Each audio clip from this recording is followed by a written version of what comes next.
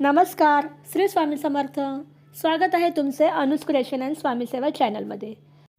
तर बघा मैत्रिणींनो, दिवाळी अगदी 8 दिवसांवर आली आहे आणि आपल्या सगळ्यांच्याच घरी दिवाळीची साफसफाईचे काम चालू आहे. काही जणांच्या घरी साफसफाईचे काम झालेसुद्धा आहे. दिवाळीत आपण लक्ष्मीपूजन का करतो? तर आपल्या घरामध्ये आर्थिक प्रगतीसाठी आपण लक्ष्मीपूजन करतो. धनतेरस, लक्ष्मीपूजन हे दोन्ही दिवस जे आहेत त्या घरामध्ये आर्थिक सुबत्ता आणि समृद्धी यावी यासाठी असतात. तर लक्ष्मीपूजनला देवीने आपल्या घरी आगमन करावे आणि आपल्या घरामध्ये तिने वास करावा यासाठी आपण तिला प्रार्थना करतो, लक्ष्मीपूजन करतो. परंतु लक्ष्मी आपल्या घरात स्थिर राहण्यासाठी आपलं घर हे स्वच्छ आणि अडगळमुक्त असायला पाहिजे. तर आपल्याला साफसफाई करताना हेच पहिले लक्षात ठेवायचं आहे की आपल्याला अशा काही वस्तू आहेत की ज्या आपल्याला घरातून बाहेर काढायचं आहे. दिवाळी यायच्या आधी साफसफाई करताना आपल्याला ह्या वस्तू घराबाहेर काढायच्या आहेत. तर कुठल्या वस्तू आहेत ते आपण ह्या व्हिडिओमध्ये पाहणार आहोत. व्हिडिओ शेवटपर्यंत पहा. थोडासा मोठा असेल पण महत्त्वाचा व्हिडिओ आहे. शेवटपर्यंत पहा. आवडलं तर लाईक करा आणि चॅनलवर नवीन असेल तर चॅनलला सबस्क्राईब करा. तर चला व्हिडिओला आपण सुरुवात करूया. घराची साफसफाई करताना आपल्याला टप्प्याटप्प्याने करायची आहे. म्हणजे की आपल्याकडे समजा 3 रूम असतील तर आपल्याला प्रत्येक दिवशी एक रूम आवरायची आहे. आणि रूम आवरत असताना आपल्याला काही वस्तू मिळतील की ह्या वस्तू आपल्याला लागत नाही आहे आणि ज्या वस्तू लागणार आहेत त्या बाजूला काढायच्या, ज्या लागणार नाही आहेत त्या बाजूला काढायच्यात. अशा प्रकारे आपल्याला सॉर्टिंग करून घ्यायचं आहे. अशा बऱ्याच वस्तू असतात की ते आपल्याला लागत नसतात, निरुपयोगी असतात, पण आपल्याला त्या लागणार आहेत, आज नाही उद्या लागतील म्हणून आपण त्या जपून ठेवलेल्या असतात किंवा त्यामागे काही आपल्या आठवणी असतात, काही भावना असतात म्हणून आपण त्या वस्तू जपून ठेवलेल्या असतात. पण जर खरंच त्या वस्तू आपल्याला लागणार असतील, त्याचा उपयोग होणार असेल तर आपण त्या ठेवाव्यात. अन्यथा त्या आपण घराबाहेर काढाव्यात किंवा एखाद्या गरजू व्यक्तीला त्या आपण दान कराव्यात. कारण घरामध्ये अडगळ जिथे असेल तिथे अलक्ष्मी वास करते आणि जेव्हा अलक्ष्मी घरामध्ये वास करते तेव्हा घरामध्ये लक्ष्मीचे आगमन होत नाही, लक्ष्मी स्थिर राहत नाही. तर त्यासाठी सर्वप्रथम आपल्याला अलक्ष्मी घरातून बाहेर काढायची आहे. कारण अलक्ष्मी जिथे असेल तिथे कायमचे भांडण, वादविवाद, कटकटी असतात, घरामध्ये आर्थिक समस्या असतात, आजारपण असतं. तर त्यासाठी आपल्याला ह्या अडगळीच्या वस्तू ज्या आहेत, ज्या निरुपयोगी वस्तू आहेत त्या घराबाहेर काढायच्या आहेत. तर कुठल्या वस्तू आहेत आता आपण ते पाहूया. तर सगळ्यात पहिली वस्तू जी आहे ती आहे जुने कपडे. आपल्या घरामध्ये जे जुने कपडे असतात ते आपण बऱ्याच वर्षापासून तसेच जपून ठेवलेले असतात. तर जे कपडे आपल्याला खरंच लागणार आहेत तेच आपण ठेवावे. जे लागणार नाही आहेत, ज्याचा काही वापर होत नाही आहेत ते उगीच ठेवू नये किंवा अडगळ जमा करून ठेवू नये. काही लोक त्याचे गाठोडे बांधून ठेवतात, तर ते गाठोडे बांधून ठेवू नये. तुम्हाला जर ते कपडे ठेवायचेच असतील तर तुम्ही एका साईडला कपाटामध्ये घड्या घालून ठेवावेत, अन्यथा एका बॉक्समध्ये ठेवावेत किंवा एखाद्या गरजू व्यक्तीला ते दान म्हणून द्यावेत. पण शक्यतो जुने कपडे घरात ठेवू नये. जे लागत नाही आहेत ते आपण दिवाळी यायच्या आधी घराबाहेर काढायचे आहे. दुसरी वस्तू जी आहे ती आपल्या टॉयलेट बाथरूममधील ब्रश. तर जास्त निगेटिव्ह ऊर्जा जी असते, नकारात्मक ऊर्जा जी असते ती टॉयलेट बाथरूममध्ये असते. तर सगळ्यात पहिले आपल्याला दिवाळी यायच्या आधी टॉयलेट बाथरूममधील जो ब्रश आहे तो आपल्याला घराबाहेर काढायचा आणि तिथे नवीन रिप्लेस करायचा आहे. दिवाळीच्या आधी तिथे नवीन आणून ठेवायचं आहे. वर्षातून एकदा किंवा दोनदा आपण तो बदलू शकतो. जास्त काही महाग नसतो. त्यामुळे आपण ह्या 2 वस्तू तर बदलायच्याच आहेत दिवाळी यायच्या पूर्वी.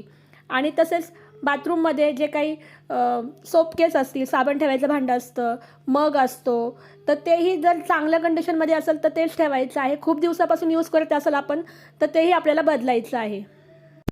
पुढची वस्तू जी आहे ती आहे की जुने पुस्तकं, फाटके पुस्तकं, जुने पुस्तकं किंवा पेपरची रद्दी असेल तर तीही आपल्याकडे जास्त साठलेली असेल तर तीही आपल्याला दिवाळी येण्याच्या पूर्वी आपल्याला बाहेर काढायची आहे.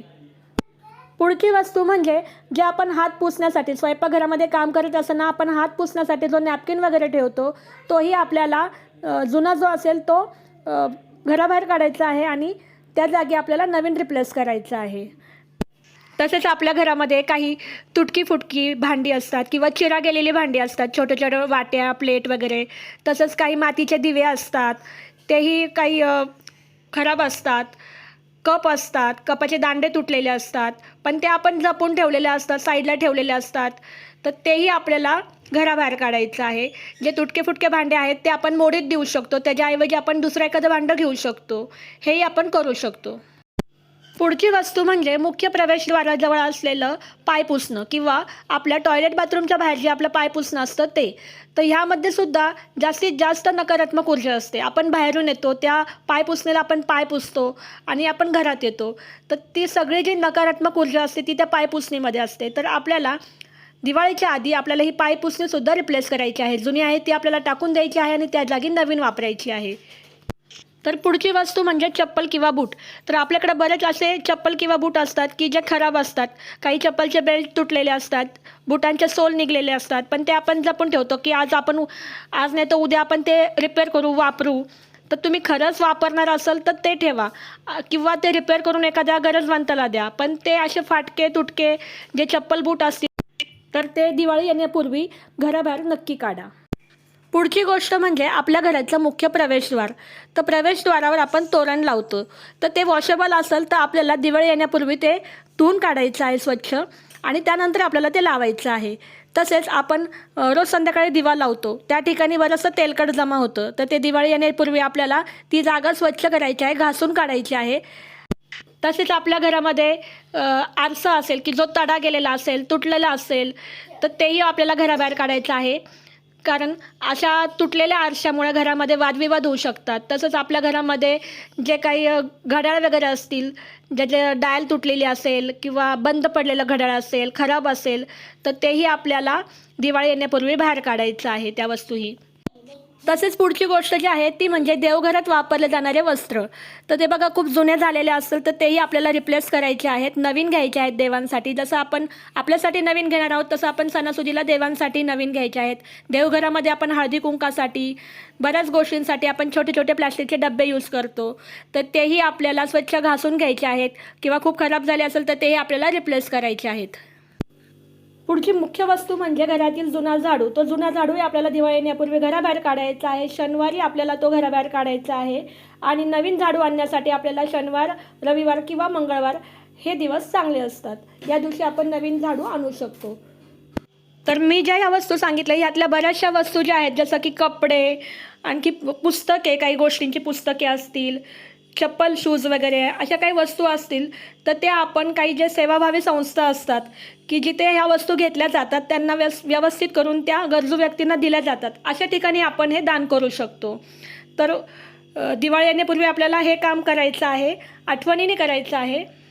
कारण बघा आपल्याला जर वाटतंय की आपल्या घरी लक्ष्मीने आगमन करावं आणि तिने स्थिर राहावं तर त्यासाठी सर्वप्रथम आपल्याला ही अडगळ घराबाहेर काढायलाच पाहिजे. कारण बघा असं म्हणलं जातं की जिथे स्वच्छता आहे तिथेच लक्ष्मी माता वास करते, अन्यथा ती आल्या पावली निघून जाते. तर त्यासाठी आपल्याला ह्या गोष्टी लक्षात ठेवायच्या आहेत आणि आवर्जून करायच्या आहेत. तर व्हिडिओ थोडासा मोठा झाला त्याबद्दल क्षमा असावी. काही चुकलं असेल तर माफ करा. पुन्हा भेटूया नवीन व्हिडिओसोबत. तोपर्यंत धन्यवाद.